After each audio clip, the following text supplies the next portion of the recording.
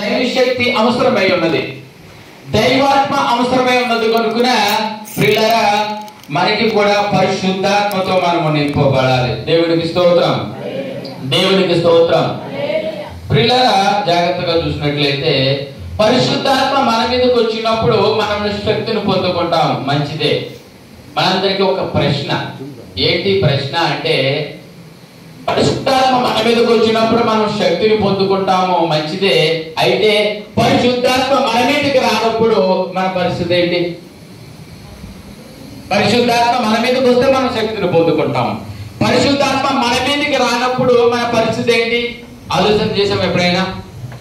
పరిశుద్ధాత్మ మనలో లేకపోతే మనము బలహీనులం అయిపోతాం, శక్తిహీనులం అయిపోతాం, దైవశక్తి లేని వారిగా మనం ఉంటాం. లేఖన భాగంలో అగుపరిచి ఉన్నది లేదా మనం శక్తిహీనులు అయిపోతాం. అయితే ఇందువలన దేని వలన మనం పరిశుద్ధాత్మను పొందుకుంటామో మనం చూసినట్లయితే లోకాసు సువార్త 3వ అధ్యాయము 21-22 వచనాలు మనము చూద్దాం.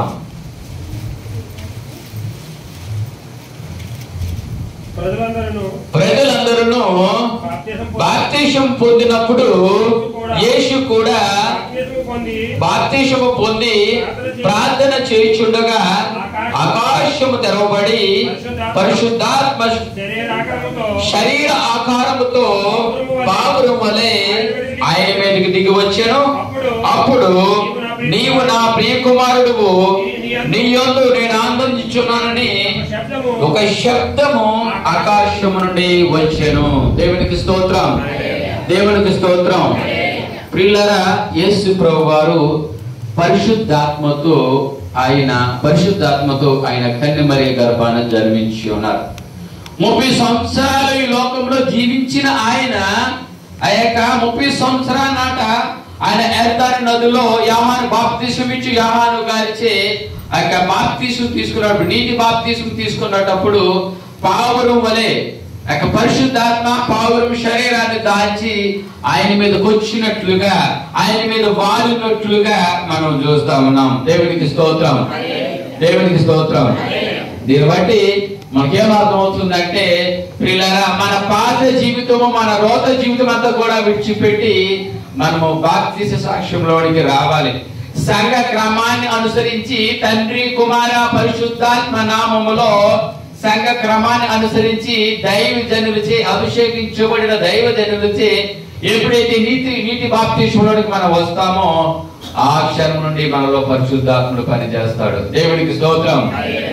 ప్రియులారా నేను చాలా మార్లు విని ఉన్నా, చాలా మంది సహోదరులు నీటి బాప్తిసము కొరకు వారు అశ్రద్ధ చేస్తారు. ఎందుకంటే దేవుడు నాకు మంచి ఉద్యోగం ఇచ్చాడనో, మంచి అనుకూల పరిస్థితి ఇచ్చాడనో, లేదా మంచి అనుకూల పరిస్థితులు నాకు ఉన్నాయనో, మంచి కుటుంబాన్ని ఇచ్చాడనో, ఆర్థికంగా నేను ఇంకా బలపడి ఉన్నానేనో, నాకు అన్ని ఉన్నాయి కదా, నాకు అప్పుడే బాప్తిసం తీసుకొని అవసరమని చాలా మంది నోట నేను విని ఉన్నాను.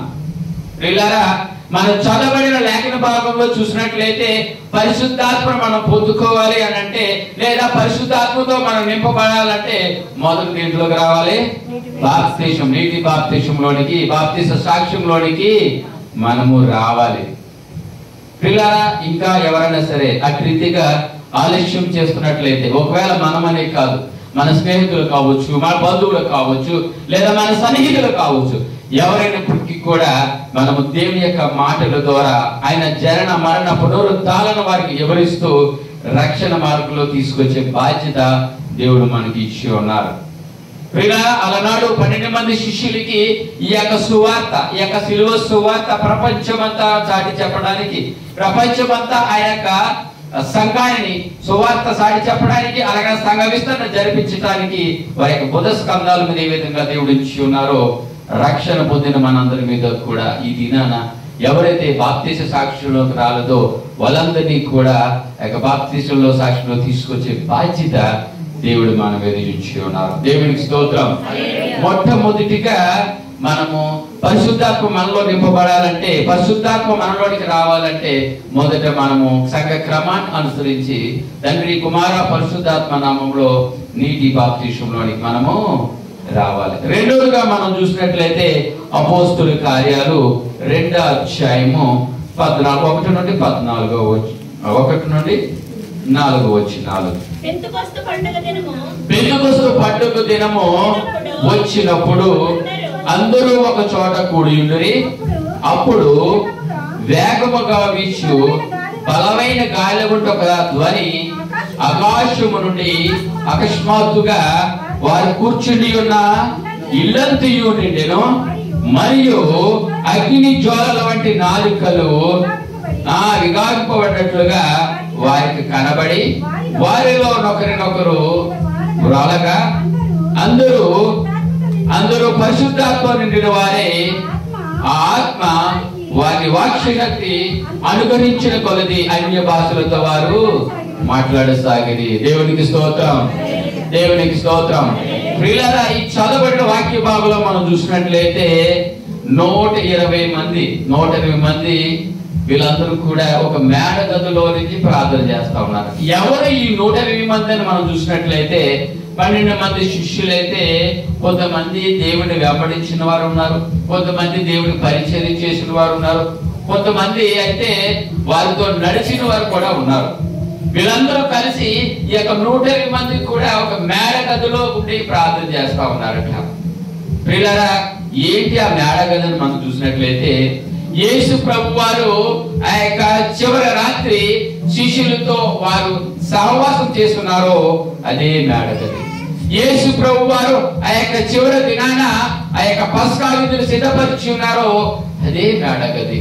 యేసు ప్రభు వారు ఏదైతే ఆ యొక్క చివరి దినాన శిష్యులతో